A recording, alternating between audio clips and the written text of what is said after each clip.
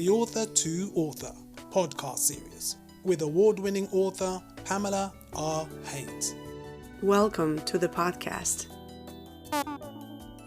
Dalgety Herbal Teas produce 100% natural high-quality organic teas using only the best ingredients. Available now from all major supermarkets, or please visit our website at dalgety.co. Dalgety Herbal Teas. Hello, Author to Author listeners, and welcome to episode 8 of the podcast. We have 3 days to publication of my books, Loving the Brothers and Loving the Sisters, so things are at fever pitch at the moment, and I really don't know what to do with myself. I have been busy this week on social media. I had a fantastic interview with the UK Black Writers Forum, and then radio interviews with Juliet G on Supreme Radio and Amanda McGregor at Global Village Radio. I have a few more interviews lined up at the end of July and the beginning of August. If you missed my interviews, then please check out my new Linktree account, which is Linktree, spelt linktr.ee/Pamela R Haynes, all lowercase. In today's episode, I interview mental health worker, poet and author Charlene Brown, and we talked about her book, What If? Lifting the Lid Off Your Limitations. Let's jump into her interview now. See you on the other side. Hello there, Charlene, and welcome to the Author to Author podcast. Thank you so much for donating 2 copies of your book, which is called What If? Lifting the Lid Off Your Limitations.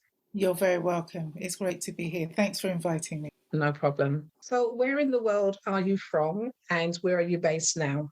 I was born in the UK. I was raised in London and I've been in Birmingham since 2003. So, oh, wow. Yeah. What was the reason for moving to Birmingham?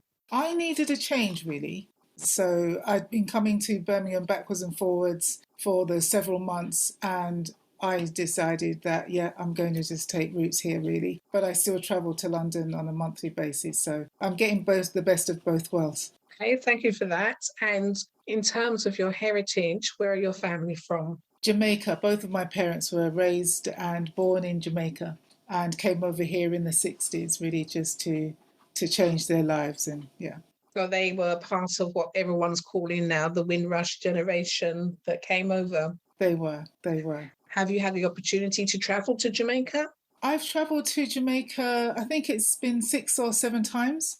And every time my feet, should I say, touch Jamaican soil, I have to say thank you, Lord, because I feel so blessed to be there.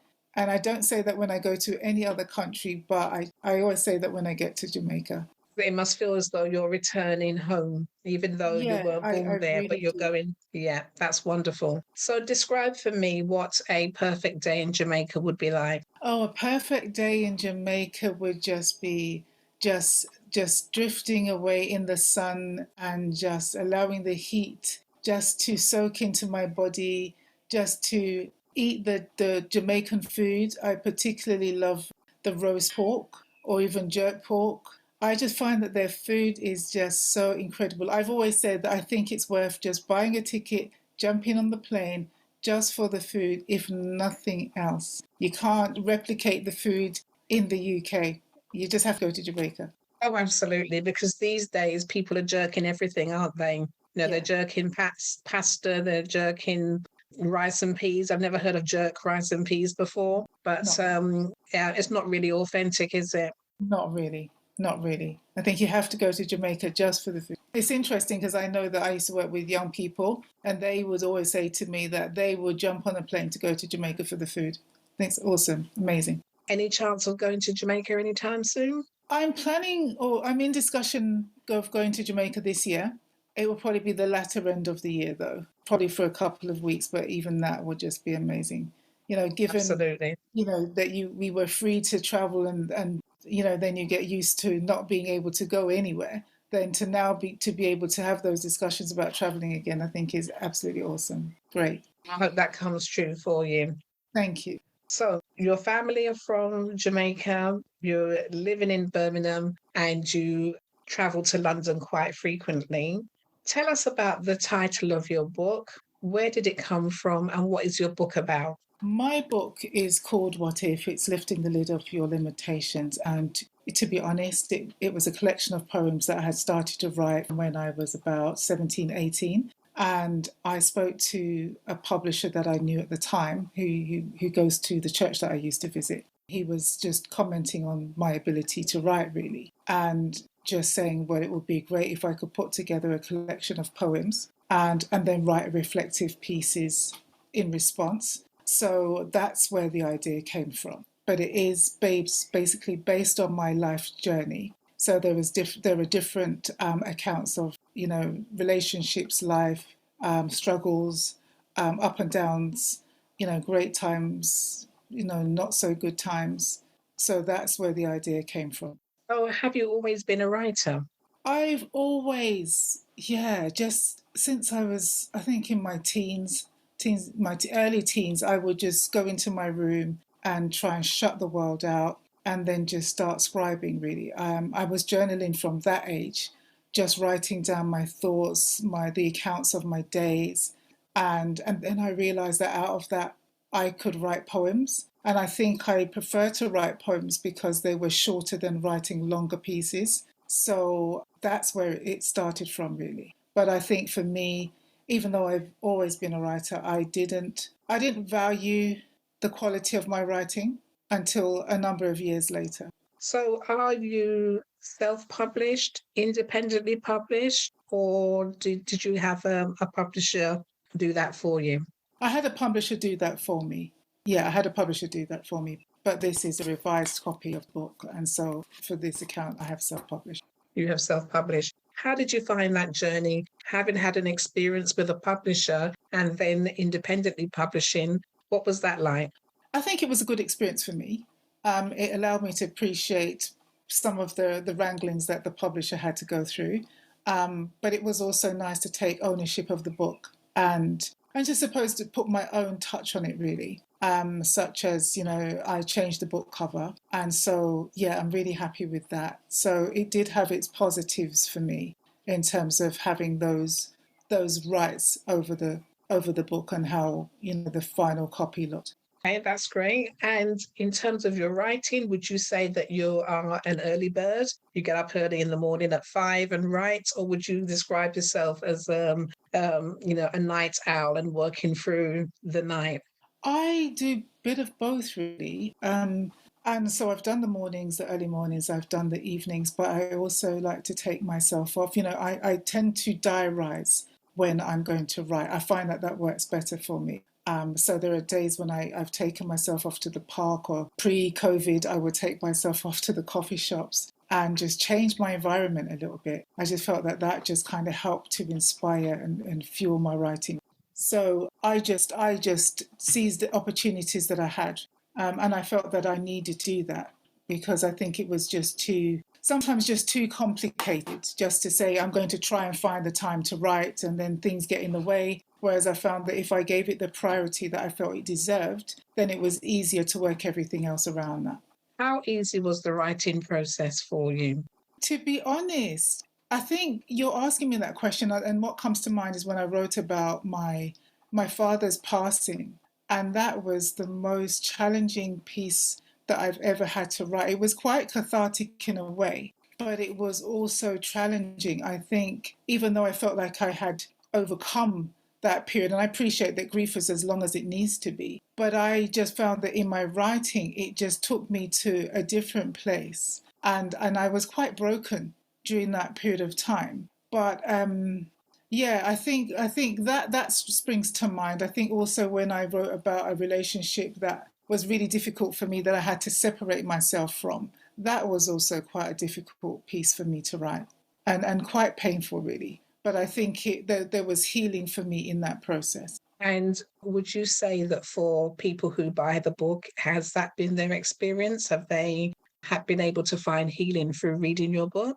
Yes, people have. And I think with some of the reviews, people have been quite remarked, really, because I think people have opened the book and not really known what to expect. But they have said that the writing is so relatable that they can actually identify pieces of themselves or pieces of their own life in the book, which for me was quite encouraging. and has inspired me just to continue writing. Because I think sometimes when you write, well, for me personally, when I write for myself. But I think when somebody else is able to see themselves and identify in the pages of the book, I think that is absolutely remarkable. It inspires me just to keep on writing, really. Have people been able to receive the book in that way when they've read it, get healing from the book? They have been able to. They have been able to see themselves in the book based on the accounts that have been written. They've been able to take themselves through the journey. I think the reflective pieces have also helped, and the questions that are posed at the end of the reflection causes people to look inside of themselves and ask themselves questions about their own personal journeys and where it is that they want to go, where they need to get to. People have also talked about finding healing and just their own personal release for their own personal journeys and where they're at in their own journey of life. I'm one of those people that didn't know what to expect from the book. Right. So I love the way that it was laid out. So you have a quotation, you have a poetic piece, you have a reflection, and then you're also asking the reader to reflect as well. So that's wonderful. Brilliant. And it's quite unique in that way, isn't it? That you're giving the reader the opportunity to also reflect. Yeah, absolutely. I think for me, I wanted it to be like a counselor, like a mini counselor for somebody. So rather than just have the poetry piece, I wanted somebody to be able to sort of maybe get a pen and paper and sort of journal through their own journey. And it's a unique book, I think, in the sense of, rather than read it from start to finish. I've had people say to me that, they take themselves on the 40-day journey and just read one page a day or one chapter a day. Or some people delve into it when they feel that they need to. But I think there's something in there that people have been able to relate to, depending on where they're at in their lives. And I think that has been quite encouraging to hear. Well, you've mentioned how other readers have experienced your book, but how was your book received by family and friends? To be honest, I think the family and friends were my first cohort when I came to sell, really. And I think people had heard me talk about writing a book for a long time. And when the book came in a tangible form, people received it really well, I think with shock and surprise, but also with great admiration that there was actually something tangible that they could read and hold on to, really. So it was received very well, which was, again, inspiring and encouraging for me. Well, outside of reading and outside of writing your book, what else do you do? So I love to draw, I love to paint, I love to just fuel those creative juices, really. And outside of that, I like to walk a lot as well. I listen to music. I'm also, my secular job, I'm working within mental health, which is a new job that I've acquired recently. And I'm also studying at university. So there's just a lot going on right now. So I'm finding that writing is a lovely break from all of that. And it's where I can just go inside of myself and find that peace and that rest to just cut off from the rest of the world. So you're working full time in mental health. What drew you to that area? I love the therapy side of things. So with my previous job, I was counseling young people. And so this was just another cohort to that. So, and just another skill for me to develop in that area and just another tool in my tool bag. Mental health, it can be quite challenging. How do you manage your own well-being in the midst of all of that? I write. One of the things I do is to write. Like I said, I find peace in that area. I like to journal. I journal quite often. I read. And again, something that's totally, different from what I'm doing at the moment. And I like to go walking. I like to do as well. So what are you reading at the moment? I'm reading, oh gosh, I can't remember her name now, Barack Obama's wife's book. I've started to read that, which again is just a great cut off from everything else that I'm doing at the moment. But I find that I'm trying to just read one book. I find that I'll pick up another book and I'll start to read that. So I can easily be reading 2 or 3 books at the same time. And I'm thinking, Charlene, no, just just try and focus on one. Prior to that, I was reading The Miracle Morning by Hal Elrod, and I just thought, no, put that down. I was reading another book by John Maxwell, thinking, Charlene, just one book at a time. Thanks for that. Yes, it can be. I tend to only read one book at a time. It can become quite confusing when you're trying to manage more than one. But I have read the Miracle Morning book, and I had my spell of waking up at 5 a.m, trying to be a bit more productive. And I've also read Becoming by Michelle Obama as well. But if you had to lean towards a particular genre of books, which genre would you pick? I think poetry for me, Maya Angelou, I love her. I love her work. There's a period of time where I just buy a number of her books, really. I Know Why the Caged Bird Sings. I do remember reading her books when I was in school. Just, oh my gosh, I need to have her books. And one of the things that I do regret not doing, because I've always said that I want to go and see her live, was not going to see her live before her passing, and I was disappointed that I wasn't able to do that. I think that would have been remarkable for me just to be able to see her live. But she has certainly left a legacy in her books and in her poetry, and is definitely one of the Black women that I would look up to in her field. So I can understand why you're a fan of her work as well. absolutely loved her. Are you up for reading from your book? I am. I'm going to read a piece called Time, which features on page 28. And I'm going to start with the poem. There comes a time when you say enough is enough. Enough looking back over the things that didn't turn out the way that you wanted. So you push in the direction you want to go. You stop collecting fragments that are lost. And so you build with what you have to create what you want it to be.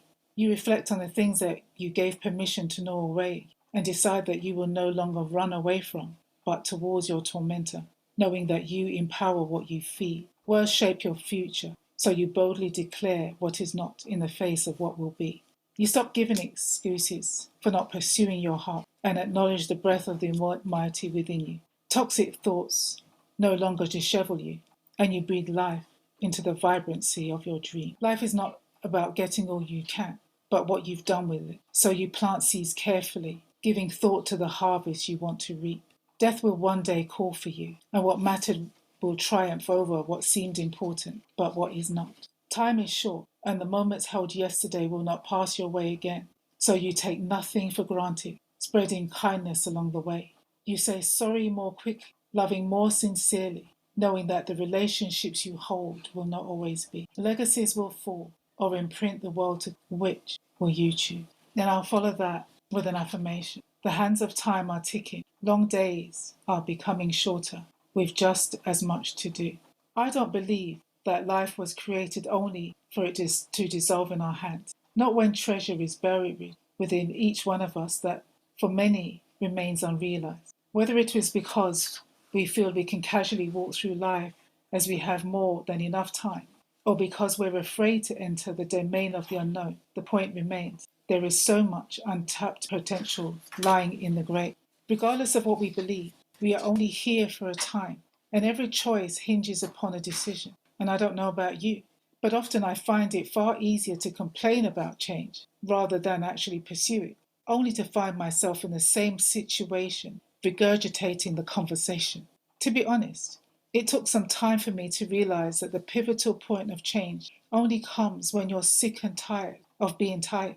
Yes, change is often difficult, but there can be no change until we're prepared to do something different. And every day we're faced with choices born out of what's important to us. And we can take so much for granted, but we really don't know what tomorrow will bring. Do I know what my purpose is? And if I was suddenly given 6 months more to live, how would I live different? I may not do things perfectly, but as long as I have done my best is good enough. Was beautifully read, Charlene. So thank you for reading from your book, and such a poignant poem to read as well.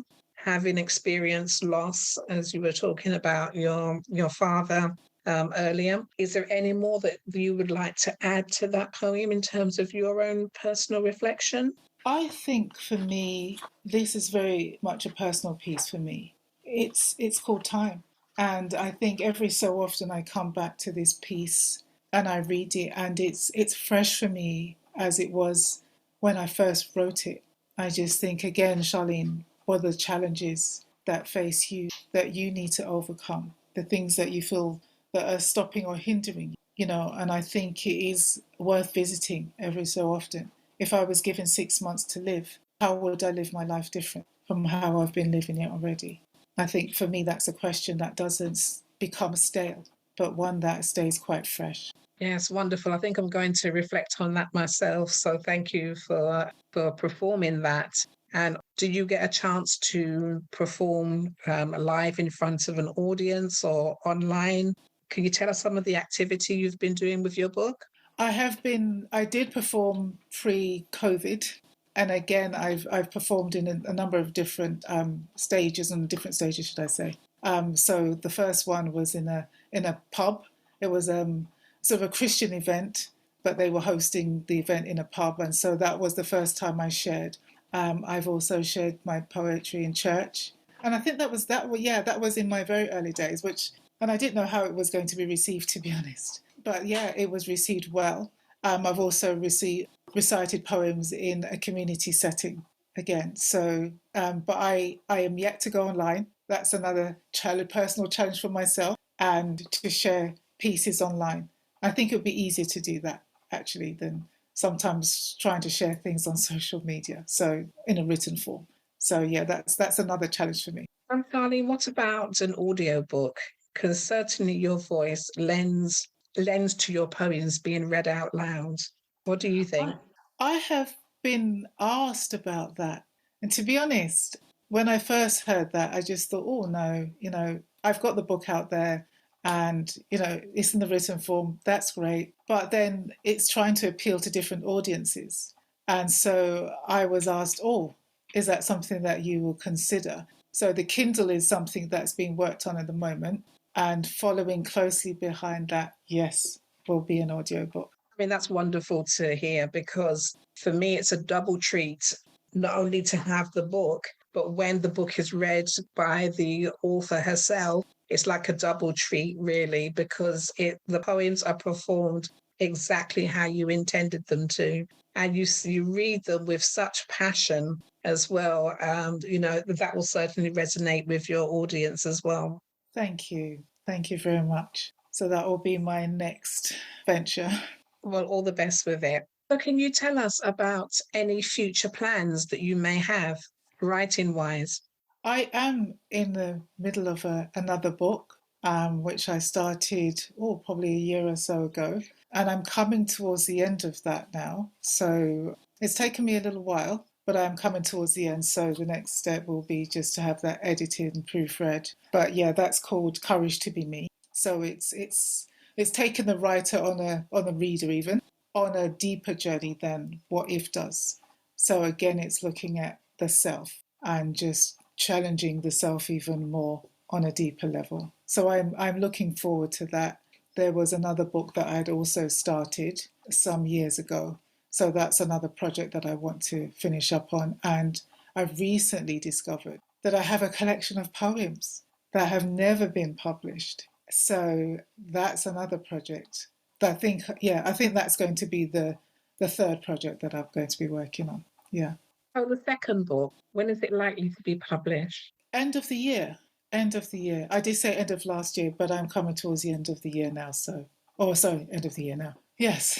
So, what would you do then? Would you publish that book yourself or would you try to take it to a publisher? I think I'm quite happy to self-publish. I think the next step for me is really just to get the book edited and proofread. But I do know a publisher, so even though I'm saying I'm quite happy to self-publish, I won't rule out the prospect of a publisher or having a conversation with a publisher and seeing if that might be something that they can take on.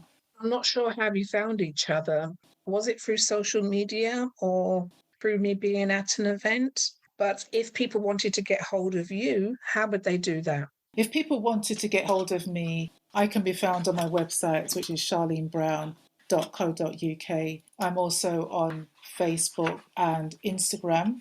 I tend to be more on Instagram than I am on Facebook, to be honest. I find, that just seems to be an easier medium for me to use. I'm told to stick to one social media platform and do that well rather than spread yourself thin over several. So I'm trying to just stick to one. And will they find you on Instagram under Charlene Brown? Yes, they'll find me under Charlene Brown. And your books, where are they available? Sorry? And your book, where is that available? That is available on Amazon, or it can be purchased from my website. That's fantastic. Charlene, it's been delightful talking to you about your book, What If? I wanted to wish you all of the best with it and with your future plans as well to publish book 2 and book 3. So thank you for joining me this evening. Thank you for the invitation. I really appreciate the opportunity to have this interview with you, and I wish you all the best as you go forward. Thank you very much. Bye for now. All right, take care. Bye-bye. Bye.